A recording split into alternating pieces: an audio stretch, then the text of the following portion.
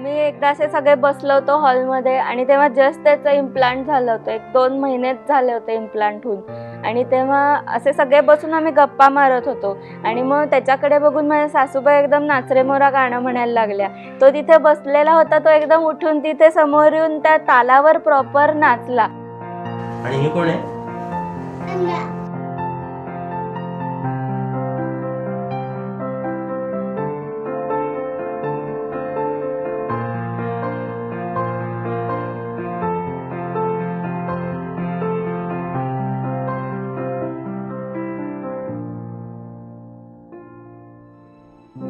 अनिरुद्धचा जन्म मे 2015 साली झाला, मे 5th 2015.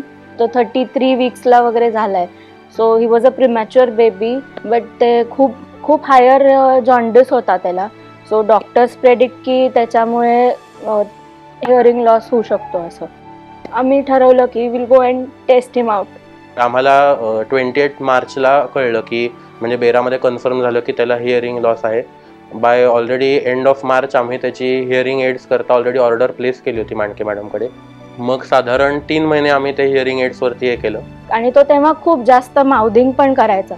So it was another sign की तो नाही ऐकू शकत आहे. असं एका कानाने प्रोफाउंड लॉस होता, एका कानाने मॉडरेटली ऐकू येतं त्याला. सो आम्ही ऑलरेडी ह्या वेळात कॉक्लिअर इम्प्लांट आणि ह्या सगळ्याबद्दल वाचून ठेवलं होतं, मांडके मॅडमशी बोललो होतो. तेव्हा कान्सोबद्दल कळालं की ह्याचं सगळं न्यूक्लियर सेन्सिक सारखंच सगळं प्रोसेसर आहे, खूप चांगला आहे. त्यात बऱ्याच सगळ्या फॅसिलिटीज आहेत, वायरलेस पॉसिबिलिटीज आहेत. So we decided on कान्सो.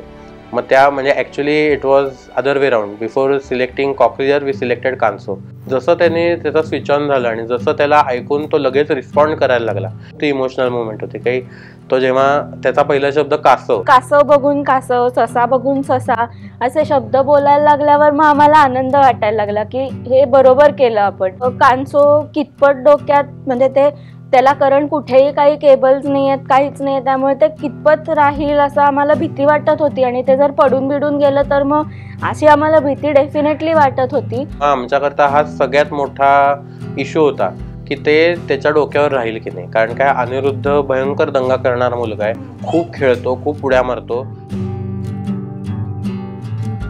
संध्याकाळी मी त्याला बागेत घेऊन जाते खेळायला. तिकडे त्याला स्लाईड वरती खेळायला प्रचंड आवडतं. आणि त्याला बाकीचं सगळं काही नसलं तरी नुसते दगड देऊन बसवलं खाली खेळायला तर तो सगळ्यात खुश असतो. दगड प्रचंड आवडतात, इकडे तिकडे उडवायला, इकडून तिकडे करायला दगड खूप आवडतात. आणि त्याला चालायला पण खूप आवडतो, तो खूप चालतो. अनिरुद्धला प्राणी भयंकर आवडतात. म्हणजे आमच्या घरी तसं प्राणी पहिल्यापासून खूप सारे आहेत. म्हणजे आमच्याकडे काही बोलणारे पक्षी आहेत, कुत्री आहेत, मांजरं आहेत. जेव्हा आम्ही आत्ता पहिल्यांदा ॲक्वा प्लस लावून कान्सो लावून त्याला टबात खेळू दिलं, छोट्या किड पूलमध्ये खेळू दिलं, तेव्हा आम्हाला खूप म्हणजे आणि ते सगळं नीट फंक्शन झालं, कुठेही पाणी आत गेलं नाही, त्याला ऐकू येत होतं आणि तो खेळू शकत होता ते लावून. तेव्हा आमचं आता मनाचं समाधान झालं की ठीक आहे, आता आपण हे लावून त्याला स्विमिंग करायला देऊ शकतो किंवा अजून थोडं खोल पाण्यात त्याला आपण खेळायला घेऊ शकतो. आमची एकतर जॉईंट फॅमिली असल्यामुळे that was the biggest support. आणि त्याचा त्याला खूप फायदा झाला because we stay in a joint family. एक तर सगळे एक प्रचंड सपोर्टिव्ह आहेत त्याच्या बाबतीत. आणि असं मला कधी वाटलंच नाही की माझा मुलगा डिसेबल्ड आहे. ते never made me feel that way. त्यांनी आधी इंटरनेटवरनं ह्याच्यावरनं अशी सगळी माहिती काढली होती. त्याच्यातनं 2-3 प्रकारचं त्यांना काय पसंत आहे किंवा कशाचं काय आहे ते त्यांनी थरोली अभ्यास केला दोघांनी. आणि मग त्यातनं त्यांनी कान्सोची निवड केली असावी. या कान्सोला एक मिनी माईक आलेला आहे आणि त्यामुळे माझ्यातलं आणि अनिरुद्धमधलं जरी अंतर वाढलं, म्हणजे ते 7-8 फुटांपेक्षा सुद्धा जास्त झालं, तरीसुद्धा तो मला ऐकत असतो, म्हणजे रिस्पॉन्स करत असतो. पण ऑपरेशन नंतरचे रिझल्ट खूप पॉझिटिव्ह होते आणि त्याने इम्प्रूव्ह पण खूप छान केला. आता आम्ही कायम दंगा करतो, ओरडत होतो, परत रिस्पॉन्स शब्दांना खूप छान देतो.